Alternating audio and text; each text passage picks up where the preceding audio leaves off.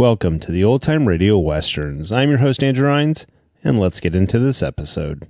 This episode is going to be Have Gun Will Travel. Original air date is July 3rd, 1960, and the title is Dad Blamed Luck. Let's get into it, and I hope you enjoy.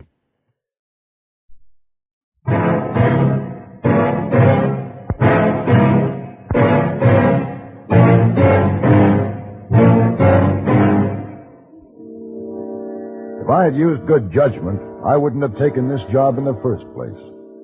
But now that I've come this far, I'm willing to go on just to see what else will happen.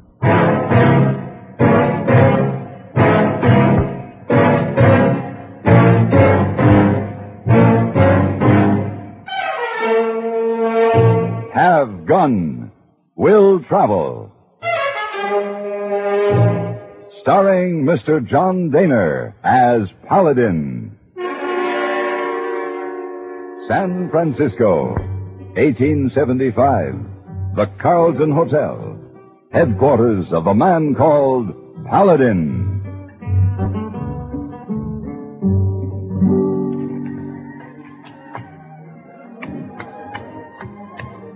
Mr. Paladin. Oh, here you are. No, Heyboy, you're interrupting a very important game. Oh, you play cards all by yourself?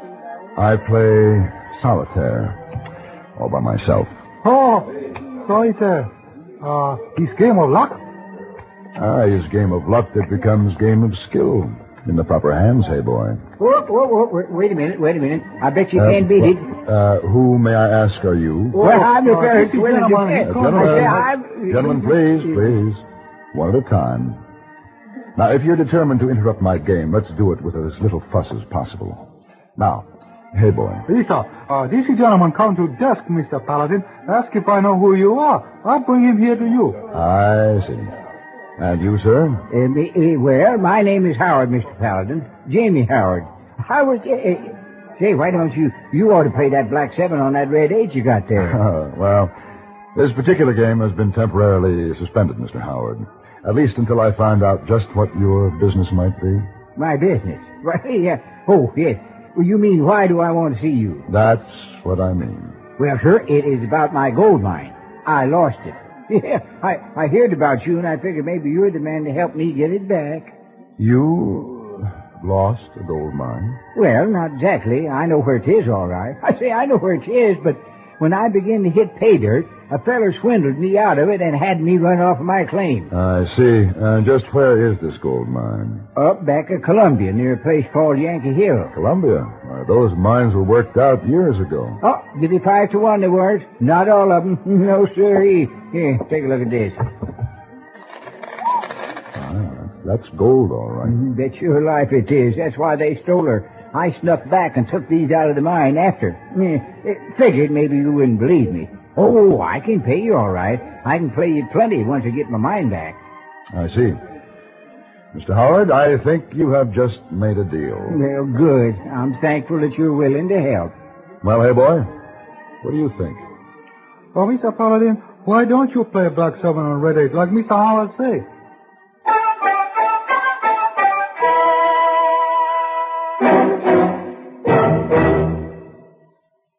Constipation can be a problem for anyone, even doctors. And when constipation occurs, it's interesting to see just what doctors consider important about a laxative they might use or recommend. Well, a majority of the doctors we heard from had this to say. A laxative should be effective, gentle, close to natural acting. A medicine that can be used with complete confidence. Now, X-Lax has been popular with many doctors and millions of people over the years because chocolated X-Lax is effective. Overnight, it helps you toward your normal regularity. X-Lax is so gentle, so close to natural acting, there's no upset. That's why many doctors and millions of people use X-Lax with complete confidence. X-Lax, the laxative that helps you toward your normal regularity, gently, overnight.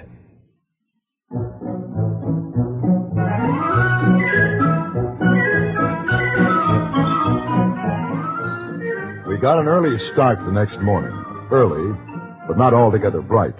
At least not for grizzled old Mr. Howard.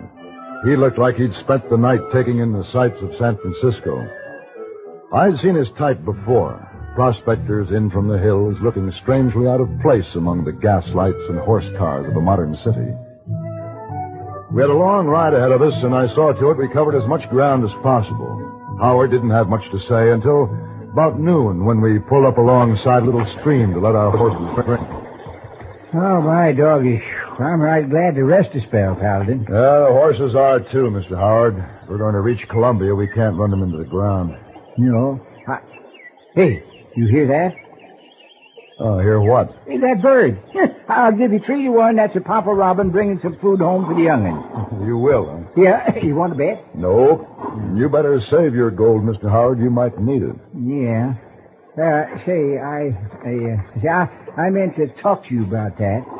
About what, Mr. Howard? Well, about that gold. I don't have it anymore. You don't have it? Well, Mr. Howard, there must have been close to $700 worth of gold in that pouch you showed me last night. How could you have gone through that in one evening? Well, sure. Now, I'll tell you. I'll tell you. I met this feller, and we got to talking about poker. You know, I decided to play a little, and the first thing I knew, he had it, and I didn't. Mr. Howard, I ought to turn around right now. No, don't you worry none. Don't worry. There's plenty more where that come from. As soon as you get my mind back for me, we'll be rich, both of us. But just how much ore do you think there is in your mind? Well, it's hard to say, but should take out 600,000-700,000 worth easy. I bet you. Mr. Howard, you're quite a betting man, aren't you? Well, sure. Does a fella good to do a little gambling now and then. Makes life interesting. That's how I found all them other ones, taking a gamble where others wouldn't. That's how you found all the other what? Why, all the other mine. Boy, son, I've been through 4 or 5 fortunes before this one. Well, I'm getting older now, and that's why I'm hanging on to this one. Yeah. Well, we better move on. Come on, boy. Come on, Pete. Mr. Howard, how long has it been since the country around Columbia saw its last big boom? Oh, about 10, 12 years, I guess. Of course, there's still a few of us around. Figured that there was still a strike to be made, and I proved it. Well, then tell me, isn't there still a sheriff in Columbia? Oh, sure there is. Farrell's his name. What did he say when you told him about being forced off your claim? When I told him? Yeah. Sure, I didn't have to tell him. He already knew. He did? Oh, sure. He was the one that run me off. He was the... Oh. Mr. Howard, did you say the sheriff ran you off your claim? Well, now, wait a minute now, Paladin. I say, wait just a minute. I guess I should have told you. Sheriff Farrell, he is in cahoots with the other one. What other one? Why, the other Farrell, the one that runs the Miner's Friend Saloon up there. You couple of dirty, black-hearted scoundrels. And they're related? Well, sure. Sheriff's a brother to the other. Well, all right, Mr. Howard. I don't know why, but I'm willing to go through with this just to see what happens. Oh, thanks, Paladin. It's just one other thing. Oh, something more you haven't told me. Hmm? It's just that I've been thinking about this Mr. Howard business. Would you mind just calling me Jamie? Everybody else does. Okay. Jamie. It's a deal.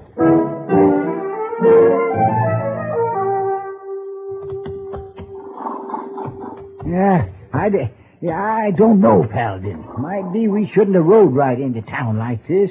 Right down the main street and all. You just let me worry about that, Jamie. Yeah, but suppose somebody sees us. Jamie, I want them to see us. All right, you two. Yeah. What'd I tell you? That's the sheriff. Oh? Now, just get them hands up and turn around, slow and easy. Drop your gun belt right where you be. Now, just a minute. Is this the way you welcome a visitor to town? Visitor? I don't consider no partner of Jamie's a visitor. You better do as I say. All right. That's good. Now, Jamie, I told you once, get them hands up. Sheriff, why are you doing this? From what I hear, you've already run him off his claim. Isn't that enough? That was then. Now I'm arresting a pair of horse thieves. Horse thieves. Well, now, that there was another little thing I guess I should have told you, Paladin. This here horse, it belongs to the sheriff. But, Jamie, why would you steal the sheriff's horse? Why? Well, everybody knows it's the best one in town. If I'd have taken any other horse, they'd have caught me before I got 5 miles away. That's enough talk. You just start walking. I'm taking you to jail. Both of you.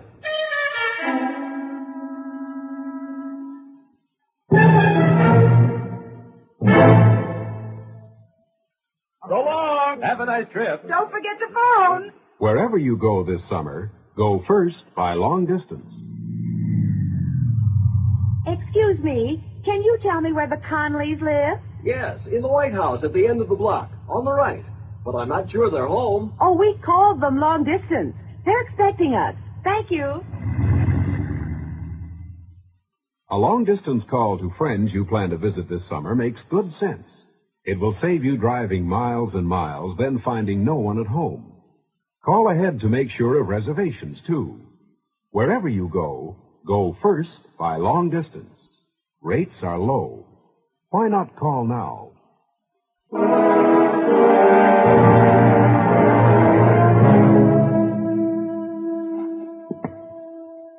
Oh, Shaw. I'm sorry about all this, Mr. Paladin. You should be, Jamie. Yeah, but I'm not worried none. No, sirree. You're not. No. I figure you for a man that can get us out of here pronto. Well, thanks for the vote of confidence.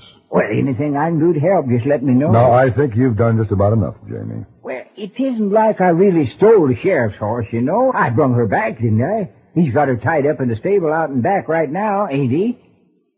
Yeah, you may have a point there, Jamie. Sheriff? Hey! Sheriff!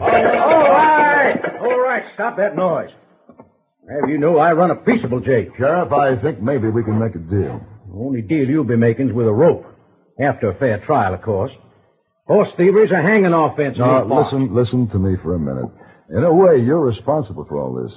Did you or did you not run Jamie off his claim? Well, sure I did. It was my legal duty. That's what I'm paid to do as sheriff. But that didn't give him no right to take up horse stealing. No, wait a minute. You have your horse back, don't you? Sure, after I caught the thief. But you didn't catch him. Jamie brought the horse back of his own accord. Well... And that meant that you were without the use of your horse for 6 days, right? 5 days. Now, $10 a day. Seems like a fair rental. Supposing you had rented your horse to Jamie. But I didn't. He stole her from right in front of the jail. I said supposing. Now, 5 days at $10 a day is $50. Now, if Jamie paid you that and threw in an extra 10, wouldn't you be, well, willing to call it square? Oh, well, now, that might put a different picture on it. It'd cost $10 to have someone build a gallows anyhow. Jamie. Eh? Pay the sheriff his $60. Pay... Oh, well, Paladin, I ain't got $60. Like I told you, I lost my gold in San Francisco, but once I get my mind back... Of course, I guess I could use you prisoners to build the gallows yourself. Hold it, Sheriff. Huh? I've got $60. It's in my saddlebag.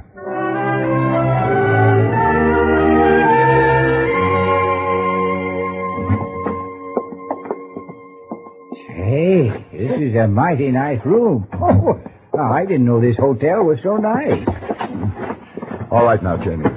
Before we go any further, I want you to know something. I've got $60 invested in you. If it weren't for that, I'd turn around and walk out that door right now. Oh, don't you worry about that, Paladin. You'll get your money back. Yeah, and plenty more once I get my mind back. Listen, Jamie, just what is the true story?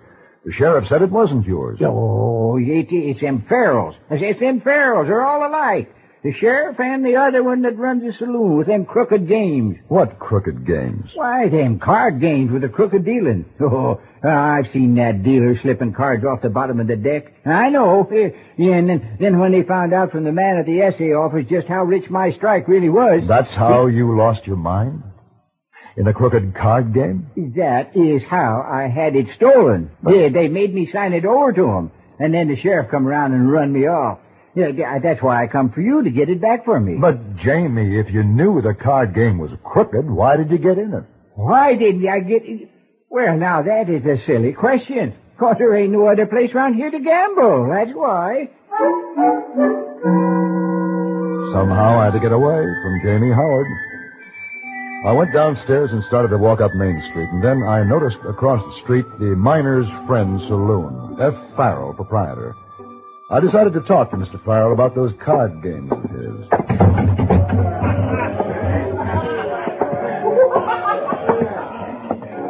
Well, hello there. I haven't seen you around here before. No, I'm afraid you haven't. Well, let's make up for lost time. How about a drink? Later, maybe. I'm here on business. Oh, well, maybe I can help you. You can. If you just tell me where I can find Mr. Farrell. Mr. Farrell? Well, the man who runs this place. The man whose name is on the sign out front. And just what is so funny? There isn't any Mr. Farrell here. I'm the owner of this place, and my name's Forrest Farrell. Oh. Now, you wanted to talk business? Yes, I did. My name is Paladin, Miss Farrell. So? I'm here to represent Jamie Howard.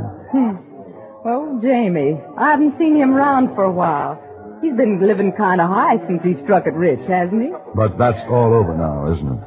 Is this what you mean? I mean, he's no longer living so high since you took his mine from him in your card game here. Oh, not me, mister. I don't run any game. I lease the gambling concession to Bill Hargety. Where would I find him? Back at the poker table. He's a fella dealing. The big fella.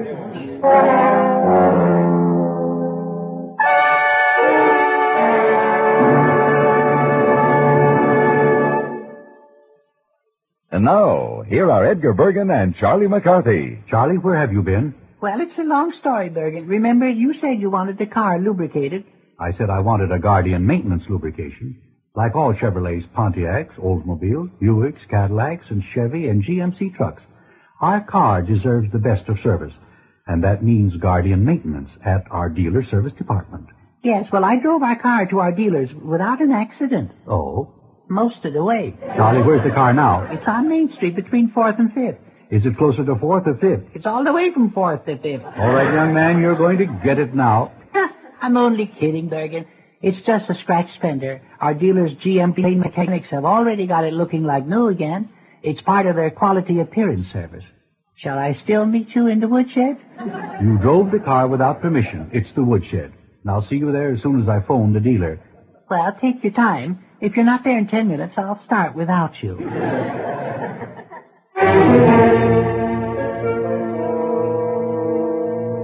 I took a seat in the poker game Bill Hargety was dealing and watched him work.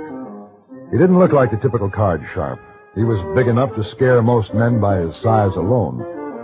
The livid scar along his left cheek didn't do anything to gentle his appearance. But he didn't need all that. He had a gambler's hands. And the cards came out of the deck for him like they were trained. Off the top and off the bottom, too. Well, too bad, boys. Seems as though luck just isn't running your way tonight. Deal you in again, Mr. Paladin? Yes, Mr. Hargety, if you don't mind. I have a hunch my luck may change this hand. Well, that's the way to think, all right. Oh? Yes, sir. There you are. I think I'll just open for 50. 50, huh? Well, I'll match that and raise you 100. Ooh, I'm out. That's too rich for me. Me too. How about it, Paladin? You still in? Still in, Mr. Hargety. God? No. I think I'll have just as much luck with these as any you might slip me off the bottom of the deck. What are you saying, mister? I was just wondering if that was how you managed to win Jamie Howard's mine from him. You accusing me of cheating? You've been dealing cards off the bottom ever since I sat down at this table. I'm not wearing a gun, Paladin.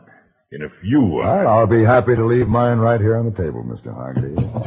There. Now. No!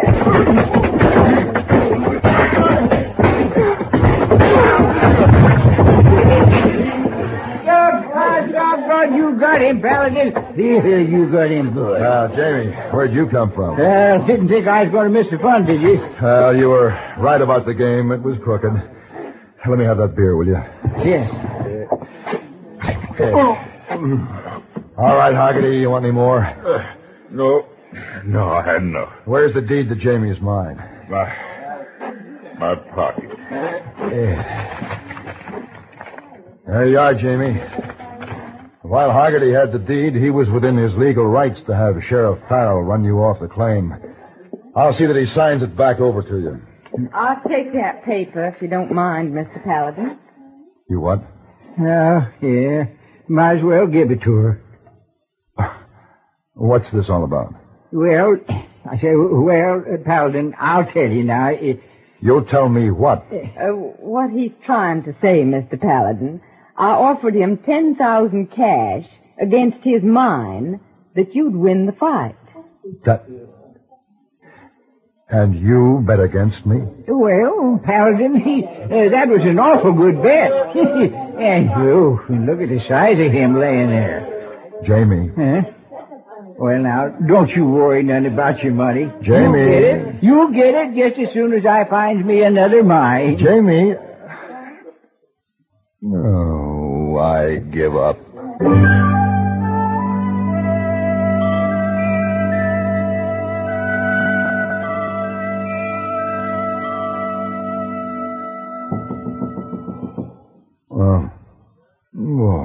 Yeah? Who is it? Is it Mr. Wong, Mr. Paladin? Bring coffee. That's a pleasant thought. Strong, hot coffee good to wake you up in morning, yes? Oh, Miss Wong. This coffee is strong and hot enough to wake up old Rip Van Winkle. Friend of yours, Mr. Wrinkle, Mr. Paladin? Just an acquaintance, Miss Wong. Heyboy, say you get back late last night. Very late. Hope trip very fortunate and lady luck right by your side. Miss Wong, the luck that rode by my side was far from being a lady.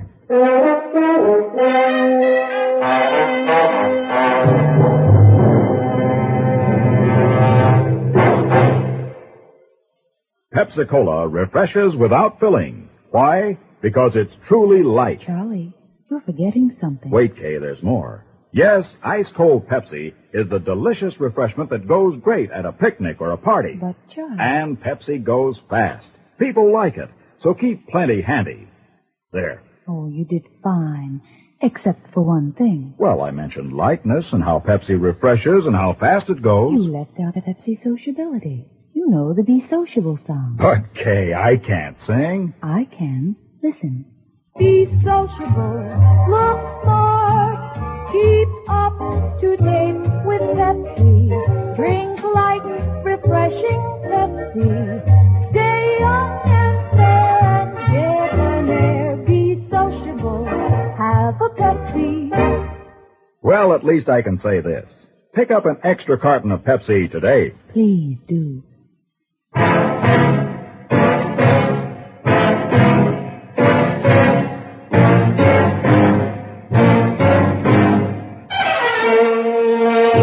Have Gun Will Travel.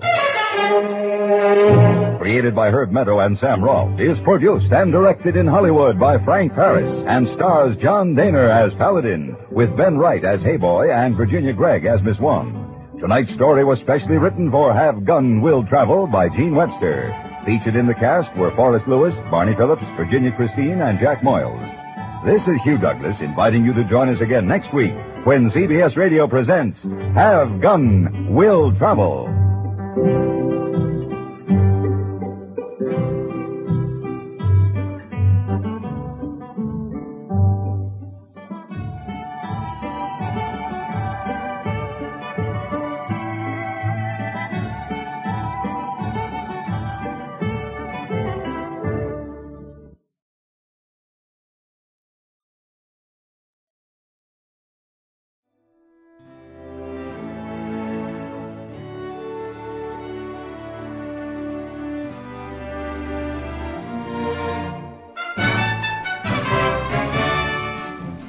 This has been a presentation of OTRWesterns.com, and we hope you enjoyed. Please take some time to like and rate our shows in your favorite podcast application. Follow us on Facebook by going to OTRWesterns.com/Facebook. Subscribe to our YouTube channel by going to OTRWesterns.com/YouTube. And send us an email, podcast@OTRWesterns.com. You can call and leave us a voicemail, 707-986-8739. This episode is copyright under the Attribution Non-Commercial Share-alike copyright. For more information, go to OTRWesterns.com/copyright. Have a great day, and thanks for listening.